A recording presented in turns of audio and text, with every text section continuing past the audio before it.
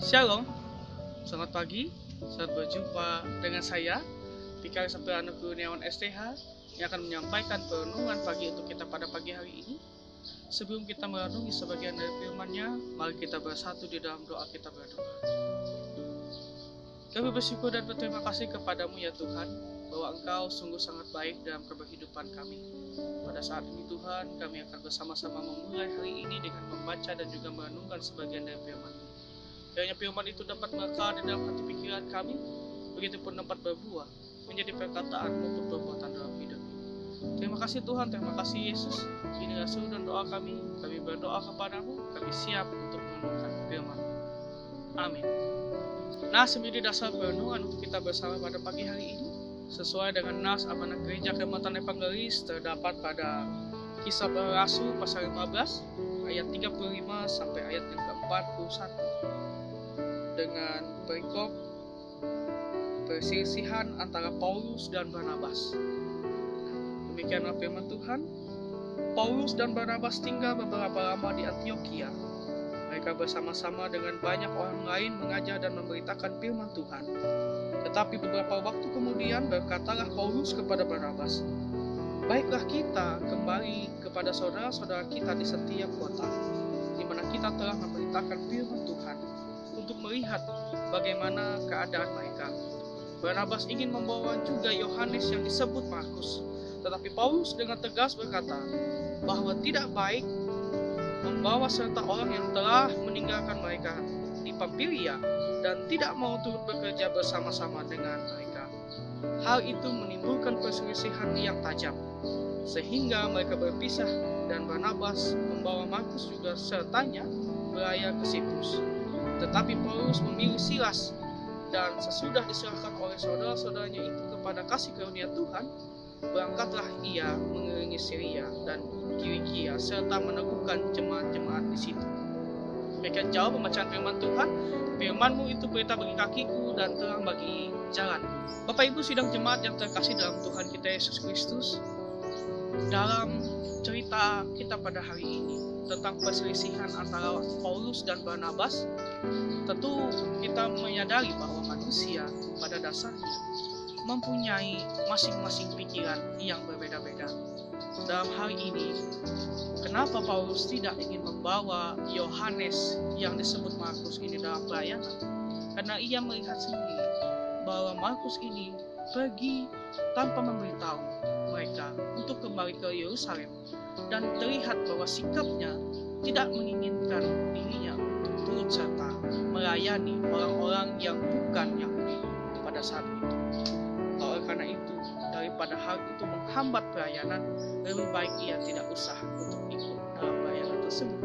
Namun Barnabas pada posisi ini punya keyakinan penuh bahwa Markus ini bisa diberikan kesempatan kedua untuk melayani dan diikut sertakan dalam pelayanan.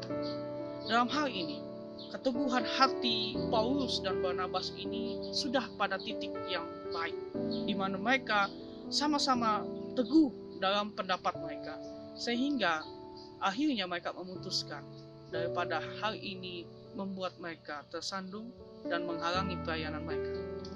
Akhirnya mereka memilih untuk punya jalan masing-masing. Bapak Ibu sidang jemaat yang terkasih dalam Tuhan Yesus Kristus, setiap manusia punya tujuannya masing-masing. Dalam hal ini, kita tidak bisa memaksa tujuan orang lain itu sama dengan kita, bahwa setiap tujuan yang mereka punya itu semua mereka landasi untuk hidup mereka, dan juga pastinya itu demi kebaikan kehidupan yang ada ke depannya.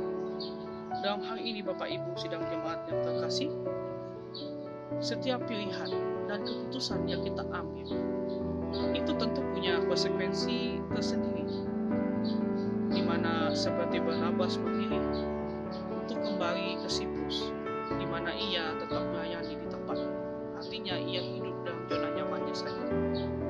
Berbeda seperti Paulus yang memilih untuk keluar dari zona nyamannya, di mana ia mau keluar dan memperhatikan kembali jemaat-jemaat yang non-Yahudi pada saat itu. semua pilihan yang mereka pilih itu semuanya punya plus minus. Dan perlu diketahui keputusan yang kita ambil juga di dalam hidup kita tentunya pasti punya plus minusnya. Ada hal baik dan hal yang tidak baik yang akan terjadi. Ada konsekuensi yang akan kita ambil di setiap keputusan yang kita ambil. Maka karena itu Bapak Ibu sidang jemaat yang terkasih, dalam setiap keputusan yang terjadi, mari kita melibatkan Tuhan di dalam setiap keputusan itu. Walaupun keputusan itu mungkin berbeda dengan orang lain, seperti layaknya Paulus mengambil keputusan yang berbeda, mana ia harus melayani di luar daripada Yerusalem, di mana ia akan bertemu dengan orang-orang yang mungkin berbeda cara pandangnya pula dengan dirinya. Tetapi pada hal itu, keputusan yang ia ambil, ia mampu untuk menerima penderitaan, tetapi Injil tetap dinyatakan bagi setiap orang hingga sampai di luar Yerusalem, bahkan hingga sampai saat ini kita terima. Itu keputusan dan juga pengorbanan atas hidup yang dilakukan oleh Paulus supaya Injil itu tetap nyata dalam kehidupan kita. Keteguhan hati, sikap diri, kebijaksanaan, bahkan kerelaan diri, itulah yang harus kita pikirkan. Setiap keputusan yang kita ambil, marilah pertimbangkan dengan hikmat yang diberikan oleh Tuhan. Jangan sampai itu menjadi batu sandungan untuk diri kita sendiri, tetapi hikmat itulah yang membantu kita untuk mencapai tujuan yang bisa kita lakukan.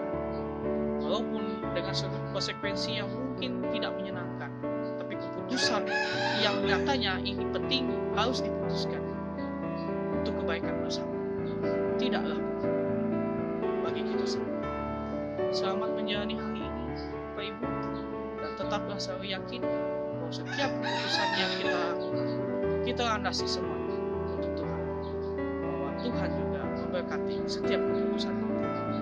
Tuhan menjaga kita dan mengikuti kita dengan kuat kuasa kudus. Amin. Bapak Ibu sidang jemaat yang terkasih dalam Tuhan kita Yesus Kristus, mari kita bersatu di dalam doa kita berdoa. Ya Tuhan Allah Bapa yang bertahta di dalam kerajaan surga, kami sebagai manusia menyadari Tuhan bahwa setiap hal dalam kehidupan kami tentu tidak selalu hidup dalam hal yang baik. Kadang ada hal yang minus pula yang terjadi ketika kami melakukan pekerjaan dalam hidup kami. Ya Tuhan, kami memohon pernyataan bahwa setiap keputusan dan kehendak kami ini kiranya juga tidak kami landasi oleh pemikiran kami sendiri, tetapi juga oleh kehendak Tuhan yang memberikan jalan dan juga pintu yang terbuka, sehingga kami dapat melakukan pekerjaan itu dengan baik sesuai dengan seluruh kehendak Tuhan. Ya Tuhan Allah Bapa yang bertahta di dalam kerajaan surga, jadilah kehendak-Mu dalam kehidupan kami. Ya karena kami berjalan sesuai dengan kehendak. Kiranya kami juga dituntun dan berkati oleh Tuhan dalam pekerjaan kami hari ini, itu pun dalam keluarga dan juga setiap hal yang kami usahakan kami lakukan. Itu semua dapat memberkati diri kami, itu pun juga orang lain di sekitar kami. Terima kasih Tuhan, terima kasih Yesus. Ini yang saya sudah doakan, kami berdoa kepada Amin. Terima kasih untuk hari ini Bapak Ibu. Kiranya Tuhan Yesus memberkati kita dalam pelayanan dan pekerjaan kita. Terima kasih.